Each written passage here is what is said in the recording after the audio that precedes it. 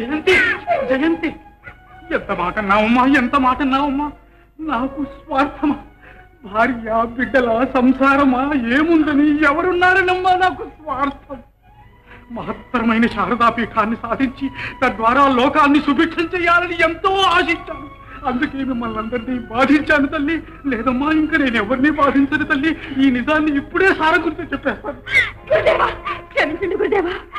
ఆవేశంలో మిమ్మల్ని అనరాని మాట్లాడినాను. ఎప్పుడు మీ మాట జవదాటను. మీరు చెప్పినట్లే వింటాను. ఎంత బాధైనా నాలో నేనే దిగమింగుకుంటాను. క్షమించండి. లేమ్మా లే. గురుదేవా, గురుదేవా. ఏంటి ఏంటి? నువ్వు బ్రతిగా ఉన్నావా చెల్లి? ఏమిటిదంతా కళా నిజం? అన్నయ్య చెల్లి ఉండు, ఈ విషయం సారంగునికి చెప్పి. జయంతి బ్రతికున్న విషయం మన ముగ్గురికి తప్ప నాలుగో కంటి వానికి తెలియకూడదు. తెలిసిందా?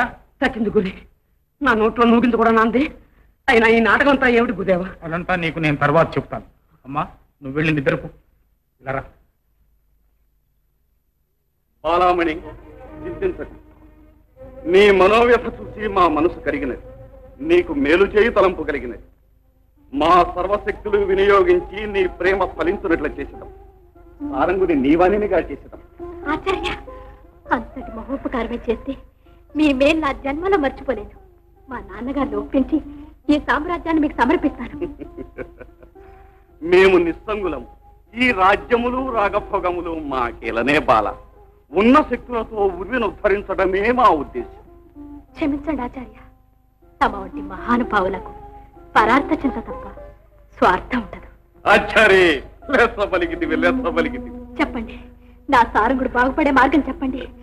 మార్గమేమో ఉన్నది, కానీ ఆచరించుట బహుళ కష్టం. నా సారంగుని కోసం ఎన్ని కష్టాలైనా ఎదుర్కొంటాను. సందేహించకుండా చెప్పండి. సారంగుడు జయంతిపై ప్రేమ చేతనే కదా ఉన్మాదుడాయను. అవును, అదే జయంతి చేసుకున్న అదృష్టం. ఆ అదృష్టము నీకు పట్టవలెనన్నా నీవు జయంతిగా మారవలే. అది ఈ జన్మలో సాధ్యం కాదు. ఏల సాధ్యము కాదు. ఓం రిగరిమ గపాదప.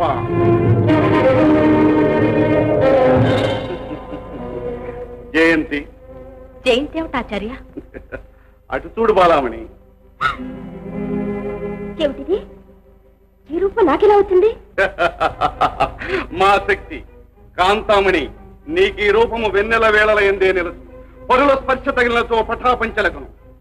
నీవిప్పుడు జయంతి ప్రేతాత్మగా నటించవలే. తొలుత సారంగుని ఉన్మాదము పోగొట్టవలే. నీ ప్రేమ ఫలించవలేనన్నా అతనిని శారదాపీఠము తెమ్మని ప్రోత్సహించవలే. శారదాపీఠమా? అదేమిటి ఆచార్య? ఆచార్య, వివరించడము. ఏమి చేయవలైనో ఇటుల మసలవలైనో వివరించడము. రమ్.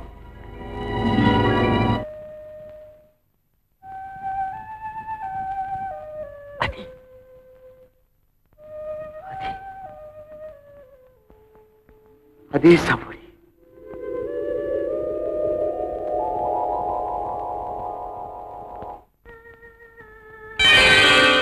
జయంతి, జయంతి ఆగు. నువ్వు బ్రతికే ఉన్నావా? బ్రతికే ఉన్నావా జయంతి? దూరంగా ఉండు సారంగా. తాకితే ఈ రూపం అదృశ్యమవుతుంది.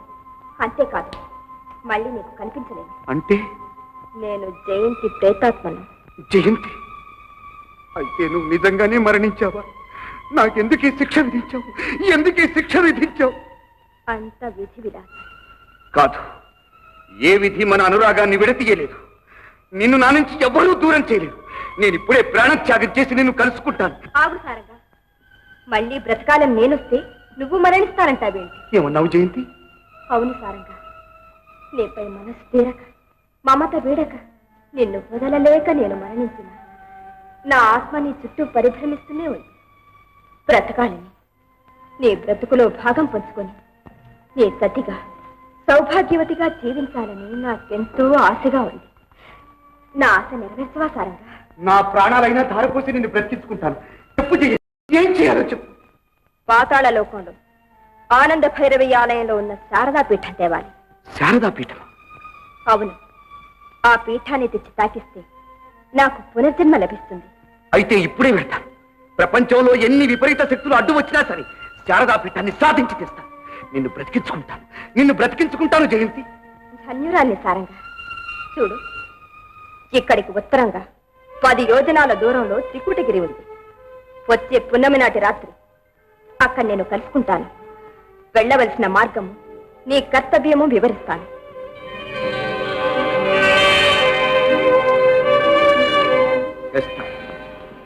శారదా పీఠాన్ని తెస్తాను. నాన్నగారు, నాన్నగారు, నాన్నగారు, నాన్నగారు, నాన్నగారు, సారంగా, నాన్నగారు.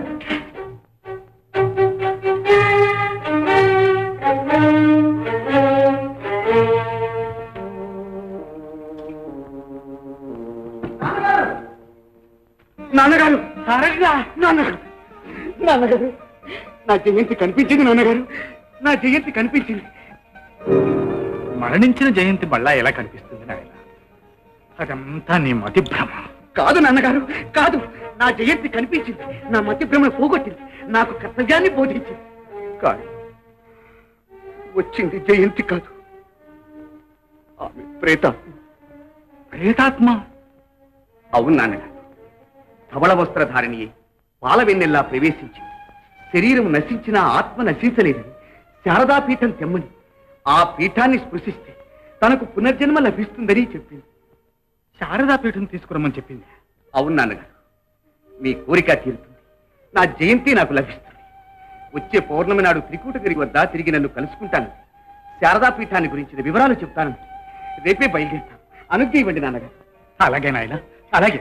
నాన్నగారు, వేణుగోపాల స్వామి ఆలయానికి వెళ్ళి స్వామి దీవెనలు పొంది వస్తాను.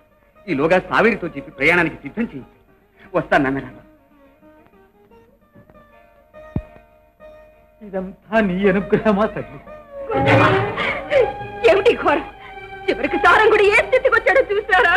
రావలసిన స్థితికే వచ్చాడు. తేవలసిన శారదాపీఠం తెస్తాడు. మతి భ్రమణంలో ఏవేవో మాట్లాడితే అవన్నీ నిజం అనుకుంటున్నారా?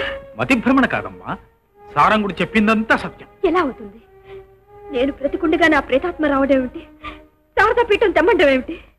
అది నీకు అర్థం కాదమ్మా. నా ఆరాధ్య దైవం భవానీదేవి నా ఆవేదన విని కరుణించింది. నీ రూపంలో వచ్చి సారంగునికి కర్తవ్యాన్ని ఆదేశించింది. గురుదేవా! అవునమ్మా, అనవసరమైన సందేహాలతో ఆరాటపడవద్దు. సారంగుని వెళ్ళని శారదాపీఠాన్ని సాధించుకురాలి. మీరెన్ని చెప్పినా నాకెందుకో భయంగా ఉంది. ఈ పరిస్థితుల్లో సారంగుని ఒంటరిగా విడిచిపెట్టలేను.